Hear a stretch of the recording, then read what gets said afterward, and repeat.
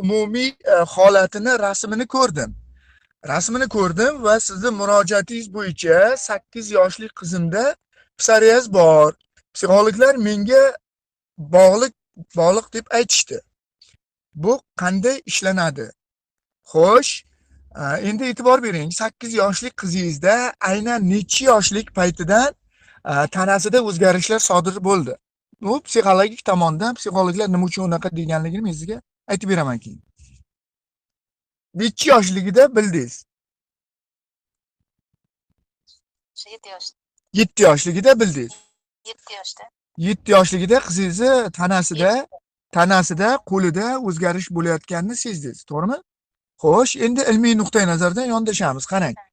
Psoriaz bu avtoimmun tizimi, bilasizmi? Avtoimmun tizimiga bog'liq teri kasalligi hisoblanadi. Ilmiy jihatdan qaralganda e'tibor bering. Uni asosiy sabablari immunitetni noto'g'ri reaksiyasi, irsiy omillar va tashqi muhit ta'siri bilan izohlanadi. Tashqi muhit ta'siri bilan chambarchas bog'liq. U holatda stress yoki unda ruhiy holat bilan, ruhiy kuchayish bilan, ruhiy zo'riqish orqali unda mana shu jarayonlar sodir bo'ladi, tanasida o'zgarish sodir bo'ladi. Endi men sizga psixologik nuqtai nazardan tahlil qilib beraman.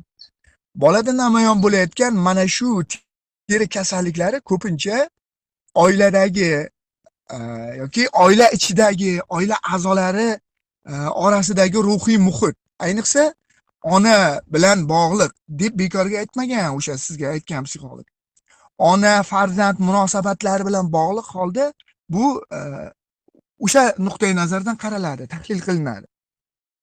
Aynan psixologiyada teri insonni tashqi dunyo bilan aloqa qilish chegarasini ifoda etadi. Chunki agar sizni teringiz bo'lmasa, tashqi dunyo bilan mana olam bilan, tabiat bilan aloqa boshqacha bo'lib ketib qoladi. Tushunyapsizmi? Umuman infeksiyalarga to'lib ketishi mumkin. Teri bizni tashqi olam bilan harakatimizni, tashqi olam bilan muloqotimizni, aloqasini, chegarasi, vazifasini bajaradi teri.